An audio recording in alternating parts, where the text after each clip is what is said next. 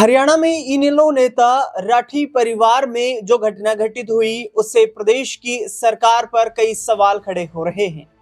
प्रदेश की कानून व्यवस्था को लेकर सरकार से कड़े सवाल पूछे जा रहे हैं। विपक्ष के नेता लगातार कानून व्यवस्था को लेकर हरियाणा के मुख्यमंत्री नायब सिंह सैनी से गृह मंत्री होने के नाते सवाल पूछ रहे हैं कि आखिरकार हरियाणा में अपराध कब खत्म होगा।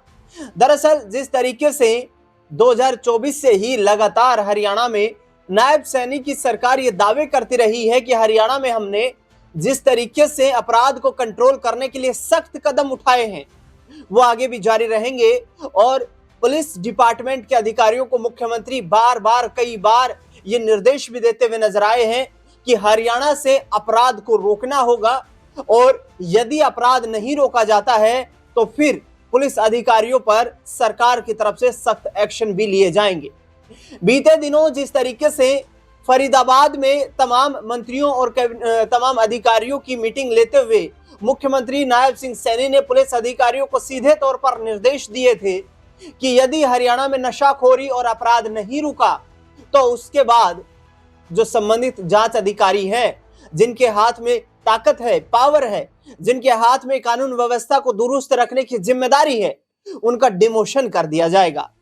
ऐसे में जिस तरीके से राठी परिवार में जो घटना घटित हुई है, इसमें अभय सिंह चौटाला और दुष्यंत चौटाला इस परिवार को सांत्वना देने के लिए उनके परिवार के तमाम सदस्यों के साथ उनके घर पर मुलाकात की, परिवार को सांत्वना दी और ये भरोसा दिलाया कि आगामी वक्त में हम मजबूती के साथ आवाज उठाएंगे कि इस तरीके की घटनाएं जो लगातार हो रही हैं, लगातार जिस तरीके से राजनेताओं को धमकियां मिल रही हैं, आखिरकार सरकार ऐसे आपराधिक प्रवृत्ति के लोगों पर एक्शन कब लेगी।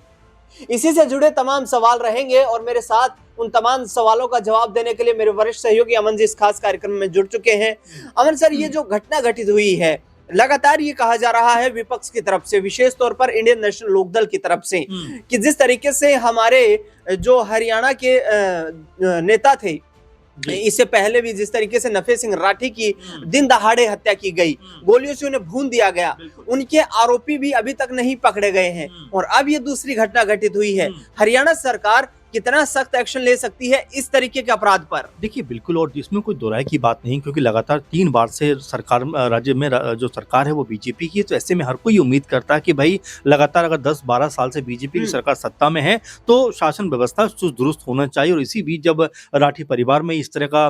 गम का माहौल दिखाई पड़ता, हत्या हो जाती है, और इसी को लेकर चाहे अभय चौटाला की बात करें या दुष्यंत चौटाला की बात करें, तमाम तरीके के आरोप जो है वो राज्य सरकार के ऊपर लगाते हुए नजर आ रहे हैं। और ये भी कह रहे हैं कि भाई कानून व्यवस्था एक तरीके से चरमराती हुई दिखाई पड़ रही, क्योंकि चाहे मनीषा का मामला हो, चाहे नफे सिंह का मामला हो, या उसके अलावा आप देख रहे हैं कि चाहे जो है राठी परिवार का ये पूरा मामला हो, इसमें कहीं ना कहीं जो कानून व्यवस्था है उसमें लूप होल दिखाई पड़ते हैं। उसी को लेकर लगातार अभय चौटाला और दुष्यंत चौटाला जो है सरकार से न सिर्फ तीखे सवाल पूछ रहे हैं बल्कि ये भी कह रहे हैं कि भाई आखिर इस तरह के अपराधों पर रोकथाम कैसे लगेगी, लगाम कैसे लगेगी, इसके बारे में क्या सरकार का कोई मास्टर प्लान है। जबकि अगर नायब सिंह सैनी की बात करें जो राज्य के मुख्यमंत्री हैं, अपनी कैसे सरकार में शासन व्यवस्था चुस्त दुरुस्त रखने के लिए तमाम तरह के प्रयास करते हुए बिल्कुल उनके पास है और वो प्रयास भी करते हुए नजर आते हैं। लेकिन उसके बावजूद भी ऐसे घटनाएं घट रही हैं तो सीधे तौर पर उनके ऊपर न सिर्फ हमला किया जा रहा है बल्कि ये भी कहा जा रहा है कि भाई शासन व्यवस्था अगर बीजेपी के पास में है तो ऐसे में कानून व्यवस्था को चुस्त दुरुस्त करना, उसको मजबूत करना जिम्मेदारी नायब सिंह सैनी की है, मुख्यमंत्री है, गृह मंत्रालय भी उनके पास है। तो ऐसे में राज्य सरकार के ऊपर अभय चौटाला हो या दुष्यंत चौटाला हो या और भी तमाम विपक्षी दल हो, वो यहाँ पर सरकार के ऊपर निशाना साधते हुए दिखाई पड़ रहे हैं। बिल्कुल निशाना साध रहे हैं सरकार पर, जिस तरीके से एकजुट होकर के परिवार के साथ मिले। सर, दुष्यंत चौटाला, अभय सिंह चौटाला, दोनों का इस परिवार से एक साथ मुलाकात करना और चौटाला परिवार के भी कई सदस्यों का ये बयानबाजी करना, इसके साथ साथ प्रदेश की राजनीति में जो इस परिवार के शुभ चिंतक हैं, उनका ये कहना कि हम लगातार प्रयास में हैं कि ये परिवार फिर से राजनीतिक तौर पर एकजुट हो जाए।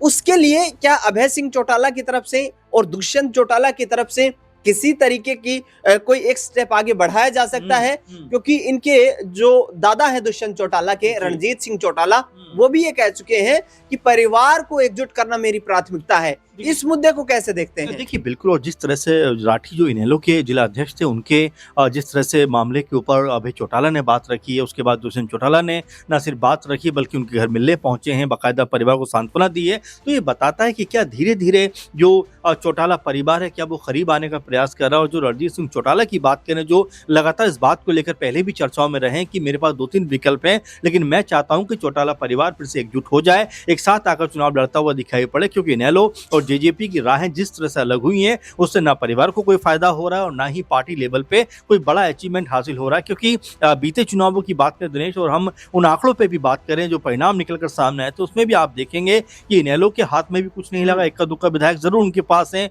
लेकिन जेजेपी का हाल तो उनसे भी बुरा होता हुआ दिखाई पड़ रहा है, क्योंकि उनके पास 1% से भी कम मत प्रतिशत दिखाई पड़ता है। इसके अलावा आप देखेंगे एक भी विधायक जो है दुष्यंत चौटाला की पार्टी के पास नहीं है। खुद दुष्यंत चौटाला का भी कह सकते हैं कि अब कोई बहुत ज्यादा इसमें जो कह सकते हैं मजबूती दिखाई पड़ती थी वो नजर नहीं आती। तो ये तमाम ऐसे पहलू है जिसको लेकर लगातार चर्चाएं हो रही हैं कि क्या ये परिवार एक साथ आ सकता है। क्योंकि देखिए परिवारों के बीच की जब लड़ाई होती है तो पार्टी के ऊपर इसका बुरा असर पड़ता है। दिनेश जी, बिहार का आप एग्जाम्पल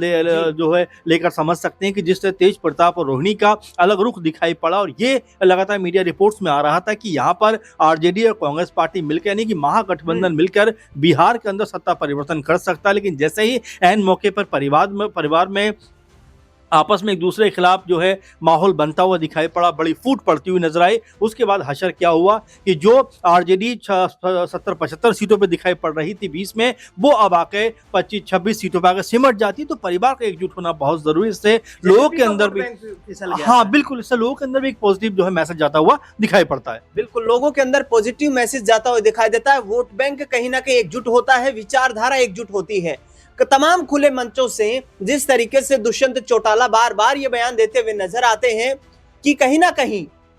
किसान आंदोलन, क्योंकि हमारी पार्टी, हमारी विचारधारा जमीन से जुड़ी हुई है, किसानों से जुड़ी हुई है, किसान आंदोलन का विपरीत प्रभाव हमारी राजनीति पर पड़ा और उसका हश्र ये हुआ कि 2019 में 15% के लगभग वोट पाने वाली जेजेपी 0.78% वोट पर आकर रुक जाती है, और जिससे कि हरियाणा में उनकी राजनीति को बड़ा झटका लगता है। अमन जी, मेरा एक और सवाल रहेगा यहाँ पर हरियाणा की कानून व्यवस्था को लेकर। जिस तरीके से अभय सिंह चौटाला ने कहा कि सरकार पूरी तरीके से कानून व्यवस्था को नियंत्रित करने में फिसड्डी साबित हो रही है, प्रत्येक जिले में ऐसी वारदातें हो रही हैं, मुख्यमंत्री फेल शासन चला रहे हैं, इस तरीके की बातें अभय सिंह चौटाला मीडिया के सामने करते हुए नजर आते हैं। तो आखिरकार क्या आगे आने वाले वक्त में जब कैबिनेट के विस्तार की लगातार खबरें आ रही हैं कि हरियाणा में करीब 1.5 साल का कार्यकाल सरकार को हो चुका है, और ऐसे में आने वाले वक्त में यदि कैबिनेट का विस्तार होता है तो परिवहन मंत्रालय का जिम्मा संभाल रहे अनिल विज को क्या गृह मंत्रालय की जिम्मेदारी सौंपकर मुख्यमंत्री एक कड़ा कदम उठा सकते हैं? क्योंकि पिछले कार्यकाल के दौरान जिस तरीके से देखा गया कि अनिल विज जो हैं वो हरियाणा में गृह मंत्रालय का जिम्मा संभाल रहे थे, और कई विपक्षी नेताओं ने ये कहा कि मुख्यमंत्री के पोर्टफोलियो में ज्यादा मंत्रालय हैं, इसीलिए बेहतर कदम उठाएं कि वो अनिल विज को गृह मंत्रालय की जिम्मेदारी सौंप दे। क्या ऐसी कोई संभावना है कैबिनेट विस्तार में नजर आएंगी? संभावना तो अभी नहीं ऐसा लगता है, लेकिन बिल्कुल आपने ये बात सही कहा कि अनिल विज इससे पहले भी गृह मंत्रालय संभाल चुके हैं, तो अगर उनको जिम्मेदारी मिलती है तो शायद बखूबी तरीके से वो चीजों को मैनेज कर सकते हैं। क्योंकि एक बात तो स्पष्ट है कि अगर ज्यादा मंत्रालय मुख्यमंत्री के पास रहेंगे तो क्योंकि वैसे ही बहुत सारे कामों में बिजी रहते हैं, और गृह मंत्रालय जो कि सबसे महत्वपूर्ण और बड़ा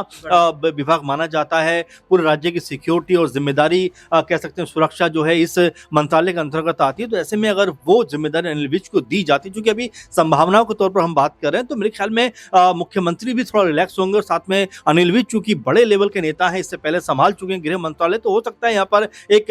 महत्वपूर्ण कदम यहाँ पर बढ़ता हुआ दिखाई पड़े, और जो राज्य की सुरक्षा व्यवस्था को लेकर सवाल उठाए जाते हैं अनिल विज उसको बाखूबी तरीके से संभालते हुए दिखाई पड़े। लेकिन चूंकि अभी इसको लेकर कोई बातचीत नहीं हो रही है, लेकिन हाँ ये जरूर कहा जा सकता है कि आने वाले दिनों में जब जो मंत्रिमंडल विस्तार की संभावनाएं जो लगातार बनी हुई है, उस बीच हो सकता है कि यहाँ पर अनिल विज को एक प्रमुख और बड़ी जिम्मेदारी मिलती हुई दिखाई पड़े, क्योंकि वो पहले संभाल चुके हैं सब जिम्मेदारी। तो हो सकता है कि सरकार की तरफ से उनको इस तरह की का जो ओहदा है उस पर उनको बैठाया जाए, ताकि राज्य की जो कानून व्यवस्था है, सुरक्षा व्यवस्था है, बहुत ज्यादा मजबूत और चुस्त दुरुस्त होती हुई दिखाई पड़े। पूर्व डीजीपी ओपी सिंह ने भी ये कहा था कि 2026 में हरियाणा में अपराध को रोकना हरियाणा पुलिस के लिए एक बड़ी चुनौती साबित होगा। ऐसे में देखना दिलचस्प ये रहेगा कि मुख्यमंत्री कानून व्यवस्था को लेकर जो कि एक्टिव नजर आ रहे हैं, सक्रिय नजर आ रहे हैं, कड़े निर्देश अधिकारियों को देते हुए नजर आ रहे हैं, आखिरकार आगे आने वाले वक्त में अपराध पर कैसे लगाम लगा पाते हैं। इस खास रिपोर्ट में फिलहाल इतना।